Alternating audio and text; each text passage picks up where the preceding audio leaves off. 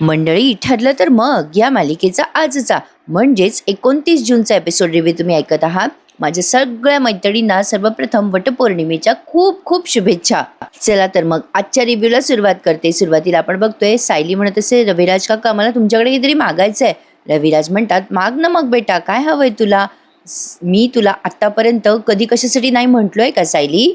तू फक्त माग आणि तुला मिळालं असं समज. सायली रविराजांना म्हणते, रविराज काका मला एके ठिकाणी आज जायचंय आणि तिथे मला तुम्ही दोघे माझ्या सोबत हवे आहात. तुम्ही याल ना? हवं तर मला तिथे गेल्यावर बरं वाटेल असं समजा. फक्त कुठे जायचंय एवढं विचारू नका. याल ना तुम्ही?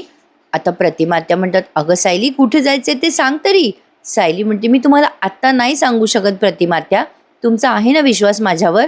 मग रविराज म्हणतात, अगं हो बेटा, डोळे झाकून आमचा विश्वास आहे. सायली म्हणते, झालं तर मग कुठलेही प्रश्न न विचारता याल ना आमच्यासोबत? रविराज म्हणतात, बरं हरकत नाही आहे. कसं आणि कधी जायचं तेवढं सांग. सायली म्हणते, मी तुम्हाला सांगते, आजच जायचं आहे आपल्याला. रस्ता मी सांगते तुम्हाला. आणि हो, थोड्या वेळात निघायचं आहे हां आपल्याला. प्रतिमा त्या म्हणतात, बरं चालेल. अर्जुन आता मनात विचार करतो, मला वाटलं होतं सिनियर आणि प्रतिमा त्या सायलीला खूप प्रश्न विचारतील आणि तिच्यासोबत यायला तयार पण होणार नाही.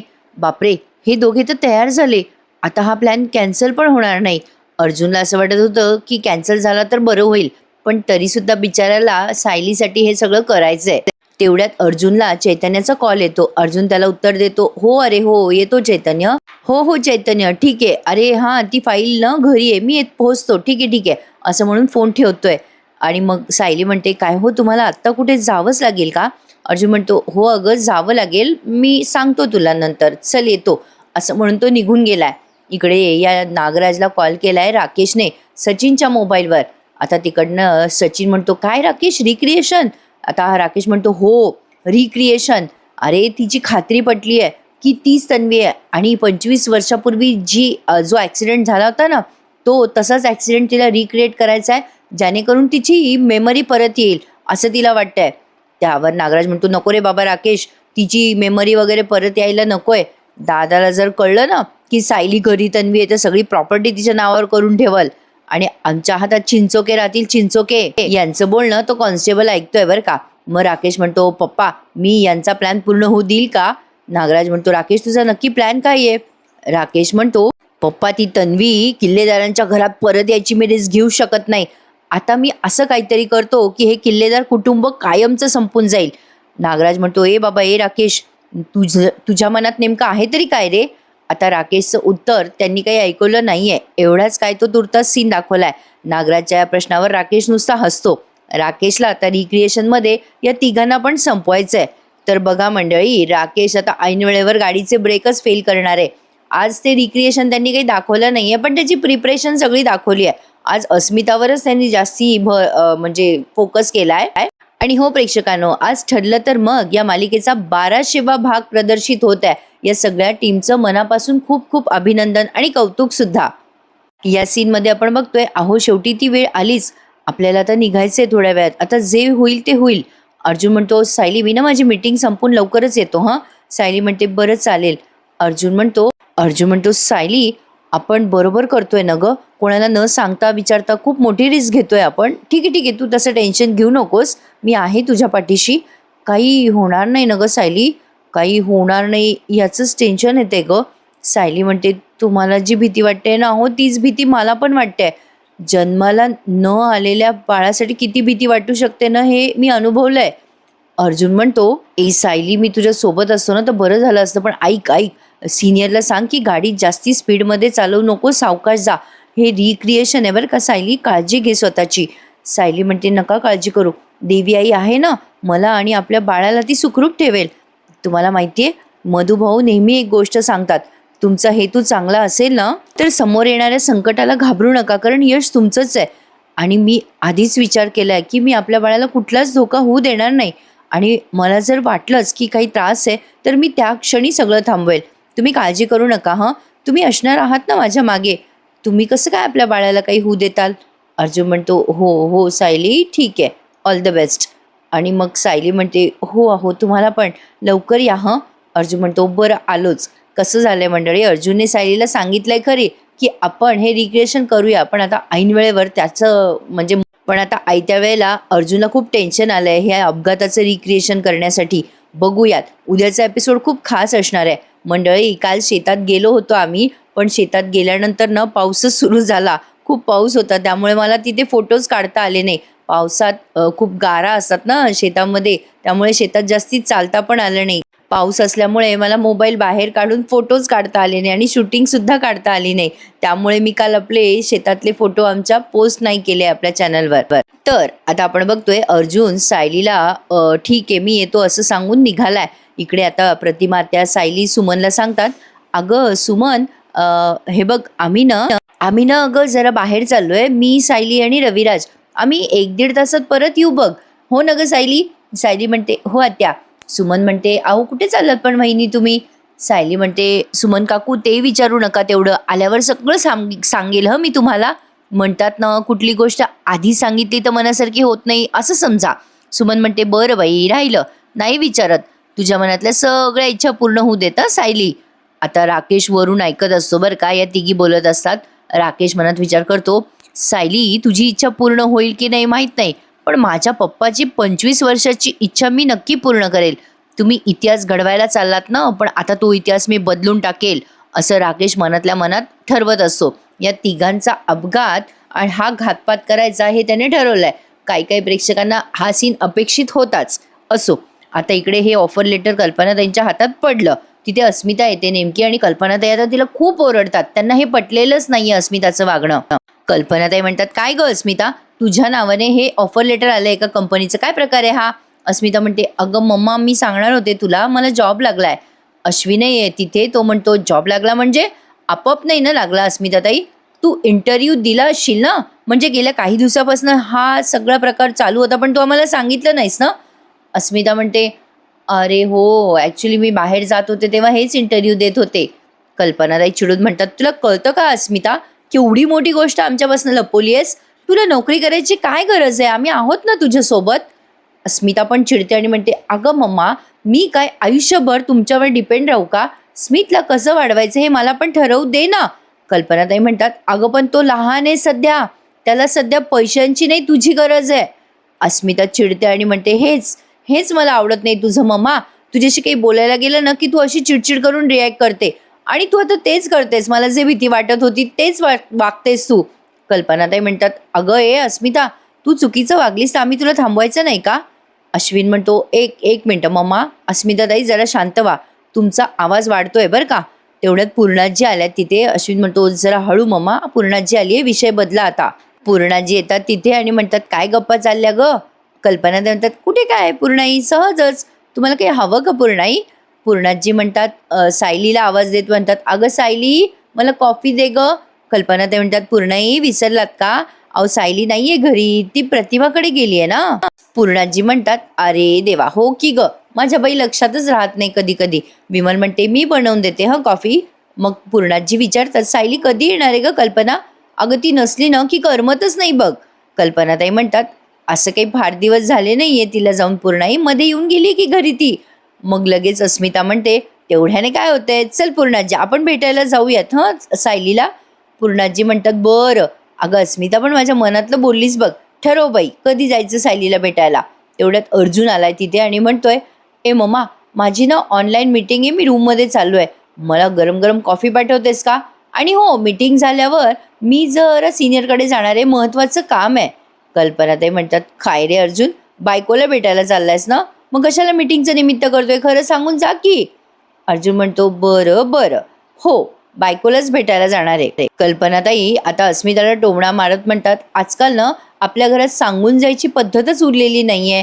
अस्मिताला तो टोमणा लागतो, त्यात तिच्याकडे बघून बोलतात ना. मग पूर्णाजी म्हणतात बरं, पण आम्ही दोघी पण येतो रविराजांकडे. अर्जुन म्हणतो का ग पूर्णाजी, सिनियरच्या घरी? पूर्णाजी म्हणतात का म्हणजे, त्यांच्या घरी जायला मला काही कारण हवंय का? आता अस्मिता म्हणते हो, आम्हाला सायलीला भेटायचं आहे. मग मनात अशी त्रासून म्हणते तिला भेटल्यावर तरी बरं वाटेल मला. अर्जुन आता विचार करतो मनात, अरे सायली तर बाहेर पडणार आहे ना आता, म्हणजे हे सगळे जर पोहोचले तिथे सायलीला भेटायला तर ॲक्सिडेंट रिक्रिएशनचा प्लॅन कॅन्सल होऊ शकतो. पूर्णाजी म्हणतात, अर्जुन कसला विचार करतोय, चल आवडती मीटिंग, आपण निघू मग. अर्जुन म्हणतो, हो आलो आलो आलोच आलोच. विमलला म्हणतात आता पूर्णाजी, अगं राहू दे, ते कॉफी नकोय मला, चल बरं मला सोडवायला खोलीत. आता ही अस्मिता म्हणते, थांब पूर्णाजी मी येते, असं म्हणून मुद्दाम तिथून विषय टाळायचा आहे म्हणून निघून जाते. कल्पनाताईंना ते कळतं.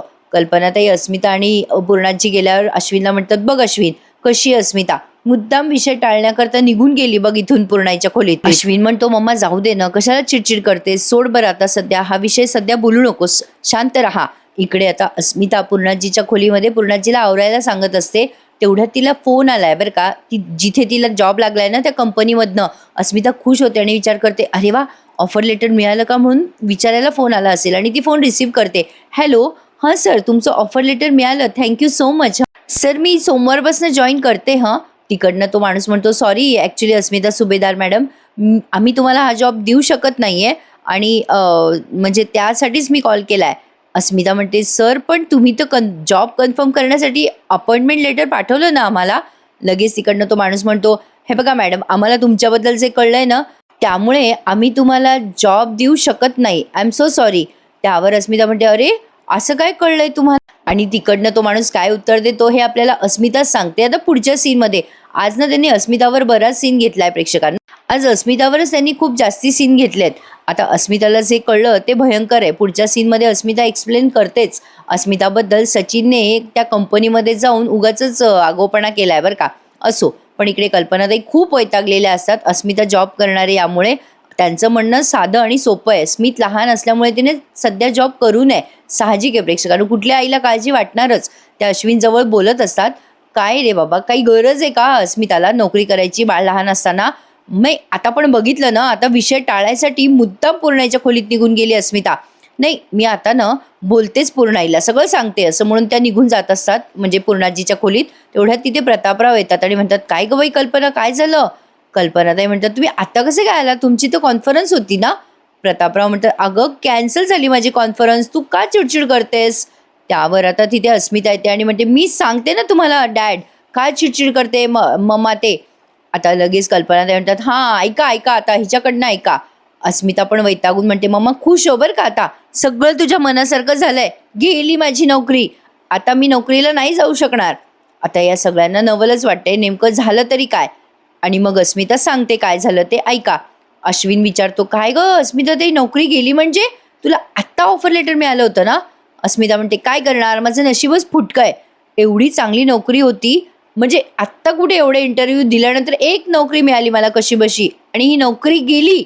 आता हे प्रतापराव म्हणतात, काय गं अस्मिता, तू नोकरी करायचा विचार करतेस?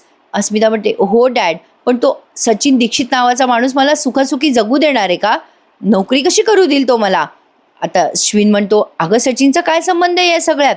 अस्मिता म्हणते, अरे अश्विन, त्याने ना मला जिथे नोकरी लागली तिथल्या मॅनेजरला कॉल केला, माझ्याबद्दल काय बाय बोलून कान भरलेत त्याचे, आणि पैशाला हपापलेली बाई आहे मी, लूज कॅरेक्टरची आहे, असं काय काय सांगितलं रे त्या माणसाला. त्या कंपनीने मला हायर केलं होतं ना, त्यांचं नाव खराब होईल मी जर तिथे गेले तर, असं त्यांना सांगितलंय सचिनने. कल्पना त्यांना नवलच वाटलं हे सगळं ऐकून. प्रतापराव म्हणतात, अगं पण असे कसे विश्वास ठेवता येते या गोष्टीवर? अस्मिता म्हणते, डॅड एवढंच नाही सांगितलं त्याने, माझ्या बदल्यात त्याने एक माणूस पण दिलाय त्या कंपनीला, पैसे देऊन दिलाय म्हणे. मी किती मेहनत केली होती डॅड, स्वतःची ओळख निर्माण करण्याकरता मी हा इंटरव्ह्यू दिला आणि मला जॉब लागला होता, पण हा सचिन दीक्षित तो तो का माझी पाठ सोडत नाहीये? मी त्याला घटस्फोट दिलाय ना आता, तरी सुद्धा हा माणूस का मागे लागलाय? कल्पनाताई काही बोलणार, तेवढ्यात अस्मिता चिडते आणि म्हणते, मम्मा तू ना आता काही बोलूच नकोस, तुझी इच्छाशक्ती माझ्या इच्छेपुढे वरचढ ठरली बरं का. नाही, आता मी आणि स्मित तुमच्या घरीच राहतो आणि तुमच्या पैशावर चांगलं जगतो, खुश ना तू, आता खुश झाली आहेस ना? असं म्हणून अस्मिता वैतागून निघून जाते. पण कल्पनाताईंना बाई फार वाईट वाटतं तिच्या या बोलण्याचं. आता ती गेल्यावर कल्पनाताई रडायला लागतात आणि म्हणतात, अहो माझी अशी इच्छा नव्हती हो, मी बाळाच्या काळजीपोटी बोलत होते, पण शेवटी मीच वाईट ठरले. कल्पनाताई रडत रडत निघून जातात खोलीमध्ये त्यांच्या. मग प्रतापराव म्हणत असतात, अगं थांब कल्पना, पण त्या काही थांबायला तयार नसतात. आता घरामध्ये विनाकारण वाद झाले त्यांच्या, असं म्हणायला हरकत नाहीये. इकडे अस्मिता रडत रडत तिच्या खोलीत जाते. प्रतापराव म्हणतात अश्विनला, हे बघ अश्विन, तू तुझ्या आईशी बोल आणि मी बोलतो अस्मिताशी, अश्विन तू जा बोल तुझ्या आईशी. आता प्रतापराव अस्मिताच्या खोलीत येतात आणि तिला समजावून छान सांगतात बरं का. आता प्रतापराव म्हणतात, काय झालं बेटा अस्मिता, का रडतेस तू? अस्मिता, बेटा रडू नकोस, अगं तुझी धडपड कळते का मला, तुला अशी मिळालेली नोकरी जायला नको होती. अस्मिता रडून म्हणते, डॅड मी ते सचिनला माझ्या आयुष्यातून काढून टाकलंय ना, मग परत परत तो माझ्या आयुष्यात का येतो? माझी साधी इच्छा आहे, मला माझ्या पुरतं स्मित पुरतं का होईना पण जॉब करायचा आहे, का त्या सचिनला हे बघवत नाहीये? प्रतापराव म्हणतात, अगं अस्मिता, एक जॉब गेला तर सगळं संपलं असं होत नाही ना. काय करणार आहे तो सचिन तुझं नुकसान? एक नोकरी जाईल, 2 जाईल, 4 जातील, सगळीकडे तो बघू शकणार नाहीये ग. हे बघ अस्मिता, मला खात्री आहे तुझ्या कॅलिबरवर तुला जॉब नक्की मिळेल. अस्मिता म्हणते, डॅड तुम्हाला चालेल का मी जॉब केला तर, पण मॉमला नाही आवडते हे. प्रतापराव म्हणतात, खरं सांगू का बेटा, म्हणजे तसं तू जॉब केला तर मला आवडणार नाहीच आहे, पण खात्री आहे मला की तू आणि अस्मित या घरात चांगल्या पद्धतीने राहू शकता, अगदी तू नोकरी केल्याशिवाय. पण तरी सुद्धा तुझी इच्छा आहे ना जॉब करायचा, तर तू कर, बिंदास कर, मी तुला रोखणार नाही आहे. अस्मिता खुश होते आणि म्हणते, डॅड मला ना मला मला कुठलाही प्रॉब्लेम आला तरी मम्मा तुम्ही माझ्या पाठीशी नेहमी आहात, मला कळतंय, पण मला आता स्वतःला हातपाय मारायचेत, मी प्रयत्न करते त्यासाठी, पण काही केल्या मला यशच येत नाहीये, काय करू डॅड? आणि आता माझा धीर संपत आलाय. प्रतापराव म्हणतं, वेडी आहेस का अस्मिता, असा निगेटिव्ह विचार नाही करायचा, तू असा विचार करत राहिलीस तर सचिन जिंकला असं होईल, चालेल का तुला? अस्मिता म्हणते, नाही डॅड, अजिबात नाही. प्रतापराव म्हणतात, मग हरल्यासारखे विचार करू नकोस बरं आधी. अस्मिता म्हणते, हो डॅड, मला कळतंय, जॉब इंटरव्ह्यूला मी जेव्हा जात होते ना, तेव्हा मी स्मितला सोबत घेऊन जात होते आणि तुम्हाला माहितीये चैतन्य त्याला सांभाळत होता. अस्मिताच्या या वाक्यावर प्रतापरावांना आश्चर्यच वाटतं. ते म्हणतात, काय? आता शेवटचा सीन तुम्ही बघत आहात मंडळी. सायली आता प्रतिमा त्याला आणि सुमनला पेपर वाचून दाखवत असते बरं का, आणि म्हणत असते, बापरे बघा ना आज पेपरमध्ये काय आलंय, एका गाडीचा भयानक अपघात झाला आणि त्यातले नवरा बायको आणि लहान मुलगा जागच्या जागीच गेले. प्रतिमात्या ती बातमी ऐकतात आणि म्हणतात, बापरे अवघडच आहे ग, अशा बातम्या ऐकवल्या जात नाही बाई. सायली पुढे म्हणते, हे काय बघा ना प्रतिमात्या, आणखीन एक बातमी आहे पेपरमध्ये, एका ट्रकचा अपघात झाला म्हणे, म्हणजे बघा ना, त्यात ते 2 जण वाचले पण एका अपघातात एक माणूस गेला म्हणे. सुमन म्हणते, अगं बाई सायली, पेपरमध्ये काय अपघाताच्याच बातम्या आहेत का आज? सायली म्हणते, नाही नाही आत्या, तसं नाही, पण अपघाताचं प्रमाण वाढलंय बरं का, मला कळतच नाही हे अपघात आपोआप घडतात की ते कोणी घडवून आणतं. आता या प्रतिमात्याला त्यांचा अपघात आठवलाय जेव्हा सायली हे सगळं बोलत असते तेव्हा. आता प्रतिमात्या ते आठवतात आणि म्हणतात, सायली मला बाकीच्यांचं माहीत नाही, पण आमचा अपघात मात्र घडवूनच आणला होता. नाही, ती काळी रात्र आमच्या आयुष्यात नसती तर आज आमची तन्वी आमच्या बरोबर असती. आता सुमन म्हणते, वहिनी तो अपघात माझ्याच नवऱ्याने घडवून आणला हो, नाही कुठल्या जन्माचं वैर काढलं त्यांनी कोणाच ठाऊक. प्रतिमा त्या आता सुमनच्या खांद्यावर हात ठेवतात, जाऊ दे ग सुमन. तेवढ्यात सायली म्हणते, प्रतिमा त्या तुम्हाला अपघाताबद्दल आधी काही आठवत होतं का, आता सगळं आठवायला लागलंय ना तुम्हाला? प्रतिमा त्या म्हणतात, हो अगं बाई, आता मला डोळ्यासमोर सगळं लख्ख दिसायला लागलंय. सायली म्हणते, तुम्ही मला सांगू शकाल का नेमकं त्यावेळेला काय काय घडलं होतं? नाही म्हणजे तुम्ही काही सांगितलं तर नाही, तसं आता तुम्हाला त्रास होत असेल तर राहू द्या, पण तुम्ही जर बोललात ना तर आणखीन काही गोष्टी तुम्हाला आठवू शकतील ना अपघाताबद्दल, असं सायली बोलते. आणि हा एपिसोड आज इथेच संपून जातो. आता उद्याच्या भागात आपल्याला दिसणार आहे की प्रतिमा त्या सायलीला सगळं सांगतात, अपघात कसा झाला होता काय नाही, सगळं डिटेल बारकावे त्यांनी सांगितलेत सायलीला, आणि सायलीने प्रतिमात्याचा आवाज रेकॉर्ड करून घेतलाय. आणि इकडे बघा काय झालंय, आता अस्मिता फोन करते सायलीला आणि म्हणते, काय ग सायली, माहेरपणासाठी गेलीस आणि तिकडचीच झालीस? सायली म्हणते, नाही ग असं काही नाही आहे अस्मिता. मग अस्मिता म्हणते, अगं मी पूर्णाजी येतोय बरं का तिथे तुला भेटायला, आम्ही मिस करतोय तुला. आता सायलीला ते कळलं आणि सायली मनात विचार करते, बापरे सायली आणि अस्मिता तर इथे येत आहे. आणि लगेच तिने अर्जुनला कॉल लावलाय. अर्जुनला ती सांगते, अहो येत आहे तिथे अस्मिताताई आणि पूर्णाजी, तुम्ही त्या दोघींना थांबवा प्लीज, इथे नका येऊ देऊ. अर्जुन म्हणतो, बरं सायली शांत हो, मी प्रयत्न करतो. सायली म्हणते, काही झालं तरी आजच्या दिवशीच आपल्याला अपघात घडवून आणायचा आहे. आणि लगेच पुढच्या सीनमध्ये आपण बघतोय की सायली, रविराज आणि प्रतिमा त्या निघाले त्या ॲक्सिडेंटच्या रिक्रिएशनसाठी. आणि मग हा राकेश म्हणत असतो, प्रतिमा, रविराज आणि तन्वी किल्लेदार तुम्हाला कायमचं बाय बाय. याने त्यांच्या गाडीचे ब्रेक फेल केलेत प्रेक्षकांनो, त्यामुळे येणाऱ्या भागात आपल्याला कळेलच हे अपघात रिक्रिएशन सायलीसाठी घातपात ठरेल का काय होईल, कोणता मोठा ट्विस्ट येईल हे येणाऱ्या भागात आपल्याला कळणारच आहे. मस्त असणार येणारे भाग, त्यामुळे बघत राहा. ठरलं तर मग चला तर मग आज निरोप घेते तुम्हा सगळ्यांचा. उद्या पुन्हा भेटण्यासाठी. उद्याचा एपिसोड छान असणार आहे. तुम्हा सगळ्यांना वटपौर्णिमेच्या खूप खूप शुभेच्छा. धन्यवाद मंडळी. Take care.